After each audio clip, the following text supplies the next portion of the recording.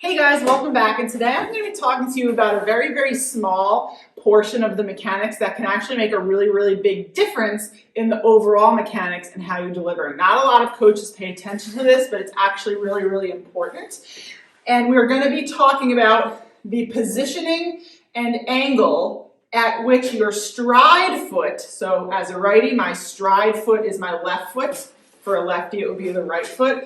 The positioning and angle at which your stride foot should land for your pitches. Speaking specifically for a fastball in this video, because obviously it's going to be a little bit different, if you're throwing a curve or a screwball, things like that. But speaking for a fastball and most pitches, we're going to talk about the positioning and the angle at which your stride foot wants to land when you're in Power K getting ready to deliver the pitch.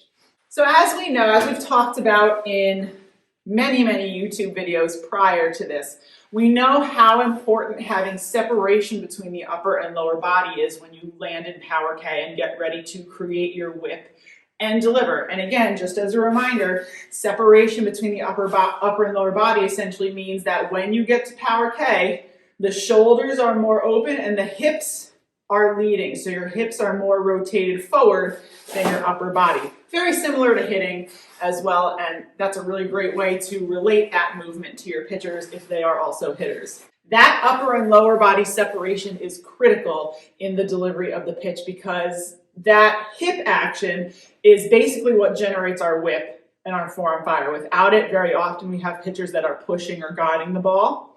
It also contributes to really good stacked posture, good arm path, and good drive through toe and knee positioning.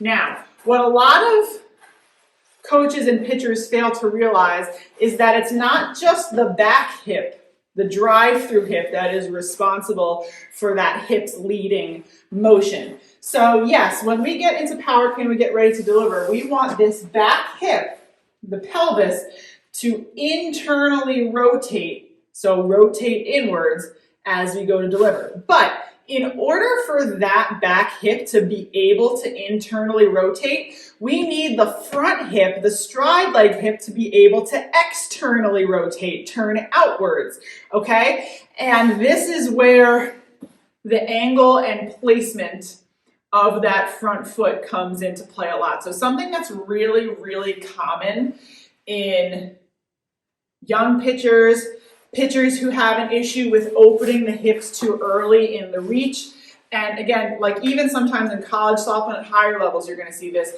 is that front foot, the stride foot, landing at a 90-degree angle to the power line and on top of the power line.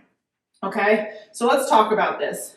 First of all, as pitchers, we need to create front side resistance. So we are basically exploding off the rubber, and then we need to be able to stop ourselves to create that front side resistance, stop that momentum, and deliver with lots of good command and speed. When your front foot lands at this very, very closed angle and you're trying to create that front side resistance, it puts a tremendous amount of pressure and strain on the hip joint, knee joint, ankle joint, and of course, as we know, that's something that can lead to injuries. And what's number one for us? Injury prevention. So that's one reason why you want to be careful of that 90-degree angle landing position, okay? The other big reason, two big reasons, okay? When you land at that 90-degree angle, it locks your front hip in this position. So you can see at this moment, my hips are all the way open. My shoulders are open, which is good, but my hips are all the way open. When my front foot lands at that 90-degree angle, I've now lost my ability to externally rotate this front hip, which means by extension, I've also lost my ability to internally rotate my back hip. So I can no longer have that hips leading action, which means I'm going to have my arm come from behind my body. I'm going to have drive through toe and knee positioning issues. I'm going to have whip issues because I'm not going to be generating that good whip with that hip action.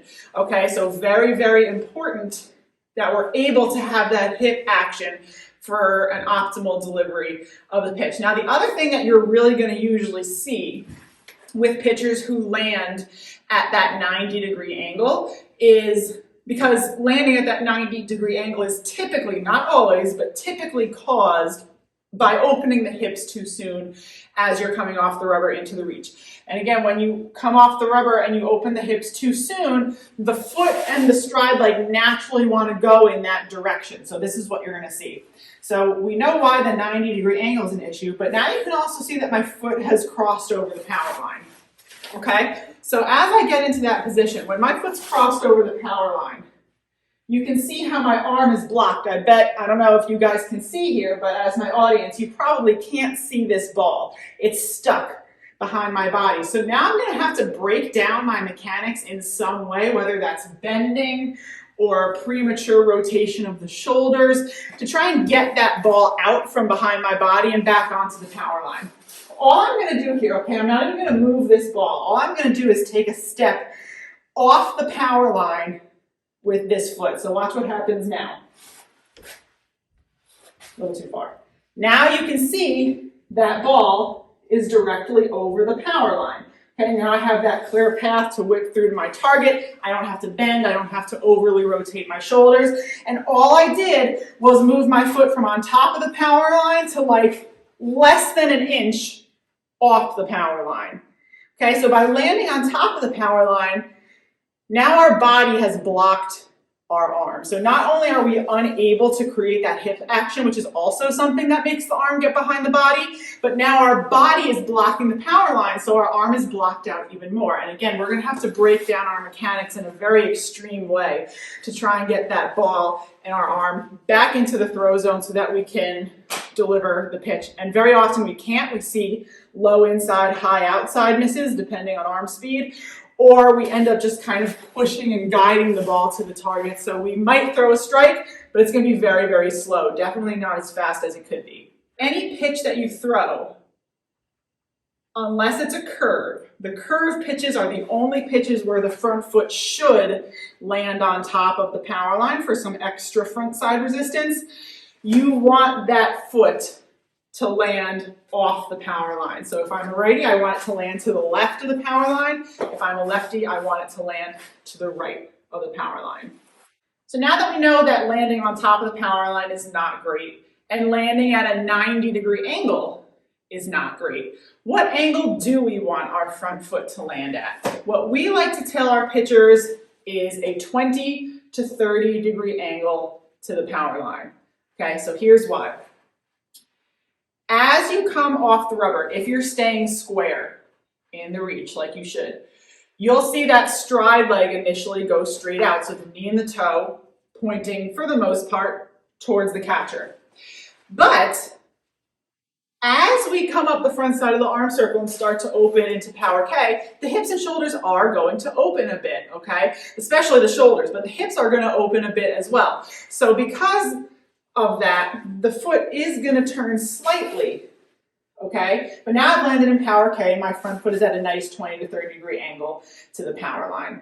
We don't want our foot to land totally pointing at the catcher because that would tell me that I never opened up those hips. I tried to stay square the entire time, which is not good as well because that's also something that's going to block your arm out, okay? We need to open up first and then engage the hips in power K. So if you're doing this really well, you're going to stay square in the reach, you're going to start to open up into power K, and you're going to land with that front foot just slightly off the power line, to the left if you're a righty, right if you're a lefty, at that nice 20 to 30-degree angle.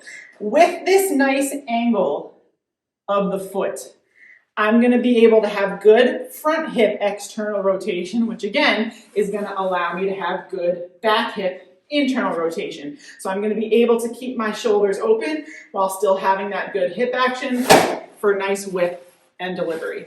So as you come off the rubber, you want to reach first, land at that nice 20 to 30-degree angle. You see that hip rotation I was able to get. My front foot has landed just slightly off the power line, which means you can see my ball. It's directly over the power line. Whip through and deliver. So this is a very, you think of your foot, just your foot, very small part of the overall mechanics that very clearly makes a big difference. And again, not a lot of coaches pay attention to it, but that positioning and angle at which the front foot lands has everything to do with arm path and your ability to create that good hip action on delivery, which generates your whip, which is where a lot of the speed and command comes from. I hope you guys have found this helpful. I'd love to hear your comments on this, or if you have a pitcher that's struggling with the landing position of her front foot, we've got a ton of drills that can help with that landing position of the front foot if you want to check them out on Fastpitch Power Plus. I've got a lot more videos coming your way, and I'll talk to you soon.